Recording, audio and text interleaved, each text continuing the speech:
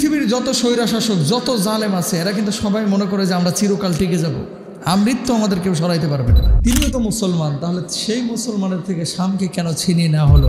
আমাদের দেশে যেমন আয়নাঘর আছে, ওদের দেশেও নির্যাতনের সিস্টেম, বরং এই আয়নাঘরের চাইতেও মারাত্মক ছিল বাশার আল আসাদের জুলুমের পরিমাণ এবং এই জিন্দানখানার কষ্ট দেওয়ার পরিমাণ।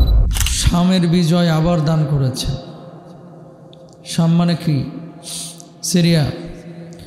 সিরিয়া, ফিলিস্তিন, ইসরায়েল, জর্ডান, তারপরে এই যে অঞ্চলগুলো, এই বর্তমান সিরিয়া, রাসূল সাল্লাল্লাহু আলাইহি ওয়াসাল্লামের জামানায় এই একটা দেশে কিন্তু শাম ছিল না। জর্ডান ছিল, ইসরায়েল ছিল, ফিলিস্তিন ছিল, সিরিয়া, এই পুরো এই দেশগুলো নিয়ে অঞ্চলকে শাম বলা হতো। মুসলমানের থেকে মুসলমান জয় হয়েছে। অনেকের মনে একটা প্রশ্ন জাগে যে এখানে তো কোনো খ্রিস্টান ছিল না, এখানে তো কোনো ইহুদি ছিল না, মুসলমানের থেকে মুসলমান জয় হয়েছে, তো এটাকে এত সেলিব্রেশন করা বা মুসলমানদের এত আনন্দিত হওয়ার কারণটা কি? আপনারা হয়তো অনেকেই জানেন না। শামটাকে এতদিন পর্যন্ত এই যে বাশার আল আসাদ আর তার বাপ মিলিয়া, ছেলে এবং বাপ মিলিয়া প্রায় 60 বছরের বেশি এই শাম শাসন করেছে।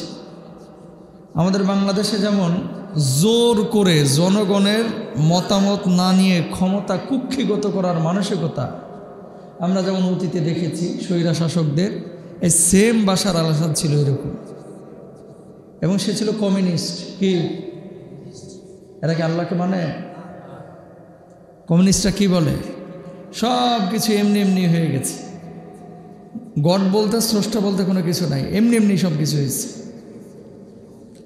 এদেশের আলেমদেরকে যেমন অত্যাচার, জুলুম, নির্যাতন বাংলার জমিনে 15-16 বছর করা হয়েছে, তার আগের সময়গুলোতে করা হয়েছে, বাশার আল আসাদ ওই দেশের হক্কানি রব্বানি আলেমদেরকে, ওলামাদেরকে ঠিক ওইভাবেই জিন্দানখানায়, কারাগারের মধ্যে আবদ্ধ করে অত্যাচার করেছে।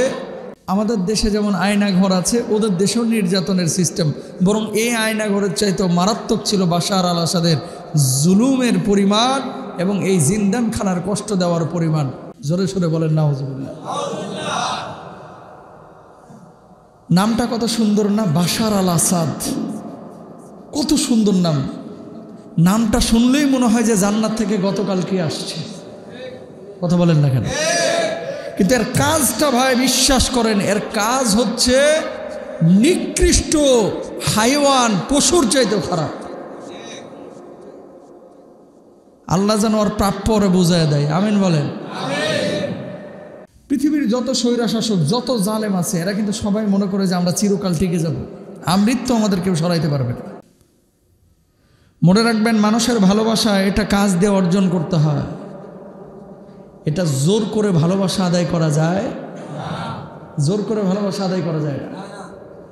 এরা সব সময় জোর করে মানুষের ভালোবাসা নিতে চেয়েছে। শেখার আছে অনেক কিছু, বুঝছেন কথা, অনেক কিছু শেখার আছে। ওর বাপের মরার পরে এর বড় ভাইয়ের হওয়ার কথা ছিল হচ্ছে দেশের প্রেসিডেন্ট, কিন্তু ওই ভাই রোড অ্যাক্সিডেন্টে মারা যায়। লন্ডনে পড়াশোনা করেছে বাশার আল আসাদ, তড়িঘড়ি করে নিয়ে আসছে তারা এই দেশের মধ্যে।